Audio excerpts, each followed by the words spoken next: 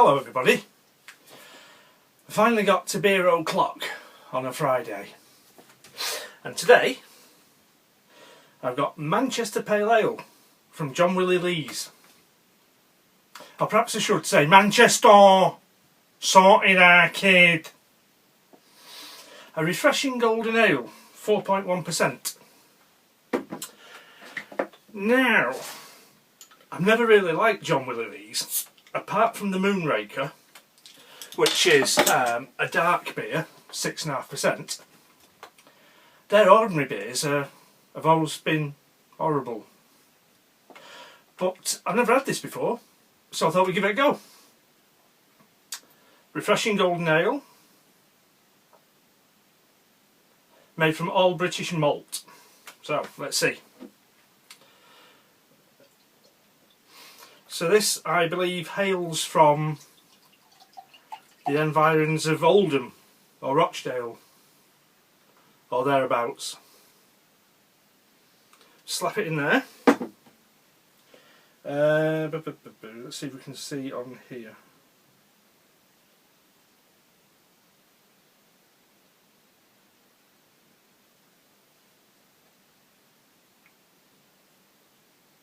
Not immediately obvious, but I think it's that area.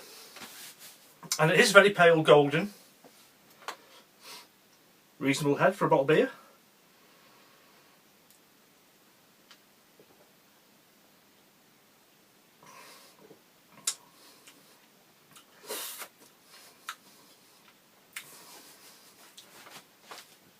That's alright actually.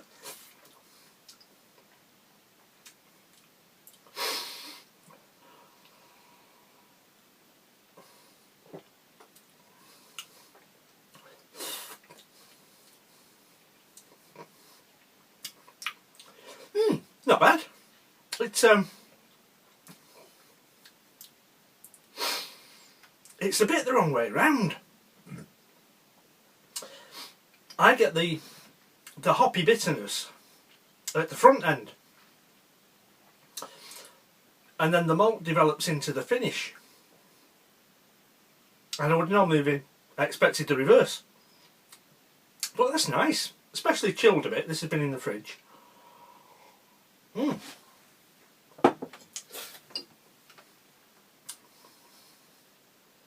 John Willie Lees, Manchester Pale Ale. Manchester! Not bad at all, that. Quite like that. I want to give you a brief update on the bloody hell hot sauce.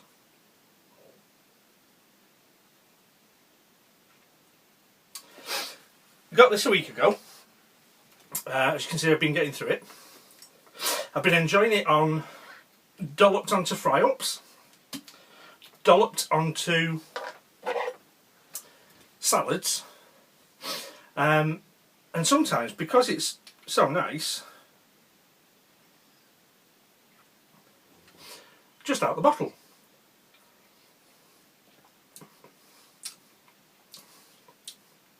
That is nice.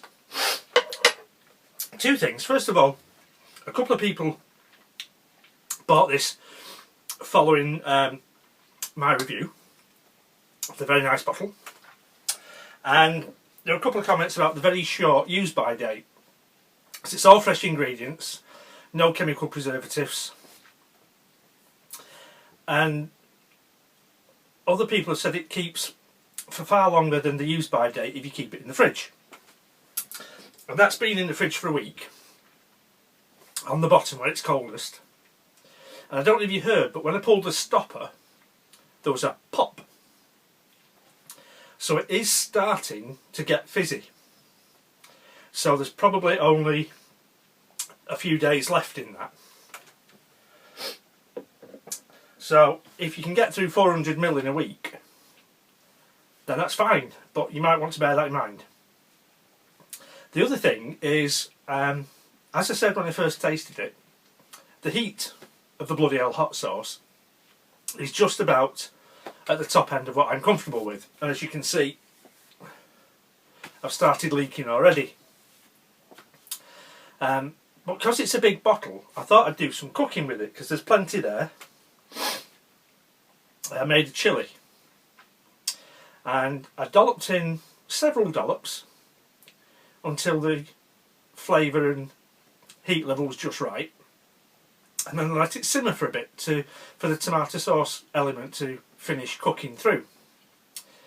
And once it had simmered for a bit, it was significantly hotter than it is out the bottle. And for most people that might not be a problem, especially if you like hot chilli. Excuse me.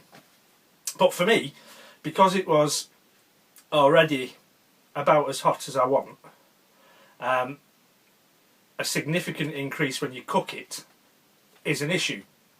So I've just been keeping to dolloping it out the bottle. Not a massive criticism. Lots of foods change when you cook them, and you might like that. But I just thought I'd mention it in the interests of full disclosure. So, next thing. I've been discussing Rough Riders with UK Angry Atheist, one of my subscribers, and he asked me how the Silver Select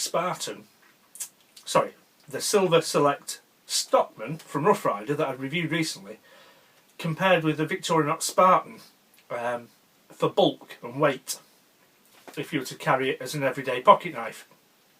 So I've just got a little side-by-side comparison to show. You might find it interesting, but this is in answer to a question from UK Angry Atheist. Okay, so here we have the Victorinox Spartan and the Rough Rider Silver Select Stockman. They are almost exactly the same length. If there's any difference, it'd be less than 1 millimetre. But the Rough Rider is slimmer side to side, and it's also smaller top to bottom. So although the Spartan does feel quite chunky, its big flat sides, the Silver Select Stockman, it feels quite slender, and this is a bit more slender than Rough Rider's ordinary medium Stockman. So in terms of being in the same ballpark, I would say probably yes. Although the Rough Rider is going to be a little more unobtrusive in the pocket.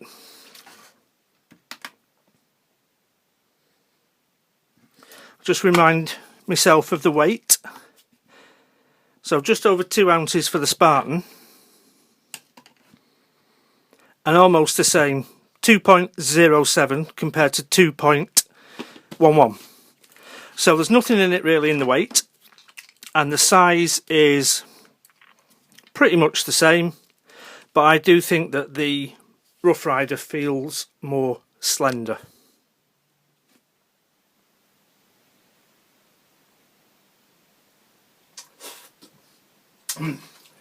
Right, and then the final part of today's video is a little sneaky peek unboxing of something that arrived in the post a few days ago.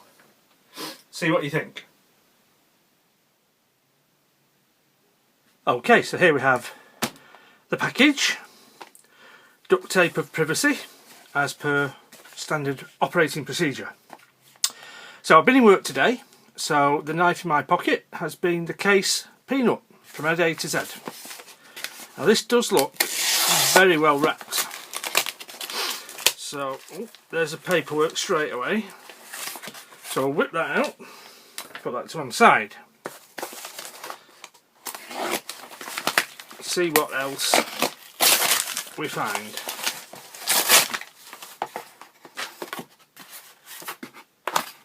So cut tape, push the contents out of the cardboard sleeve.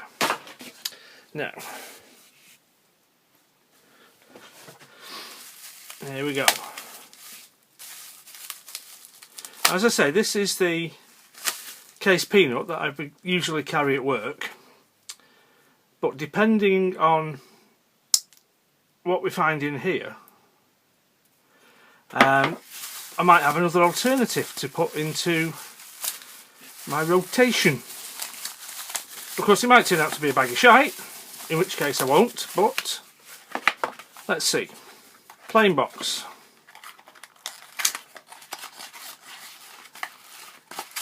And another layer of bubble wrap. And the knife is in a plastic bag. There we go, Hubertus. Now, there we go. First thoughts.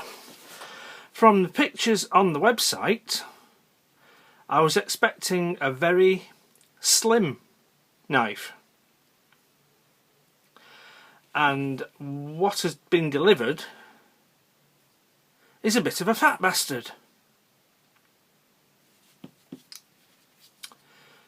The stag scales swell out, they're reasonably narrow that side, but they swell out to quite a thick handle at this end, and they're not the same thickness.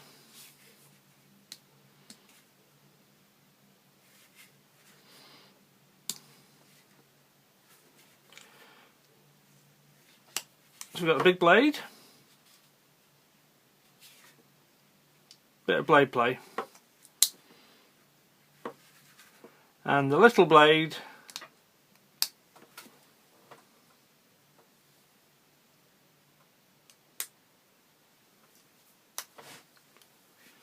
on the other end. Tiny bit of blade play. So, I'm not entirely sure what I think about this at the moment.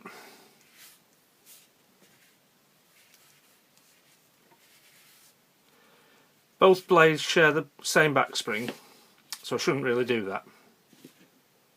So I shall have to live with it and have a think about it and have a play with it. And I'll do a full review and let you know what I think. But first thoughts are, it isn't quite what I thought I was getting.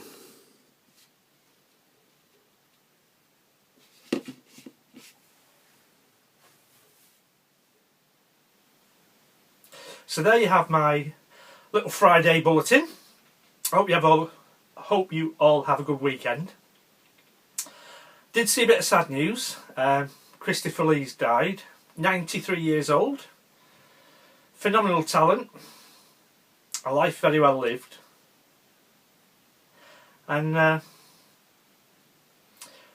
one of the main actors in what I think is the best film ever made, certainly the best British film ever made, and certainly the best horror film ever made, The Wicker Man. So,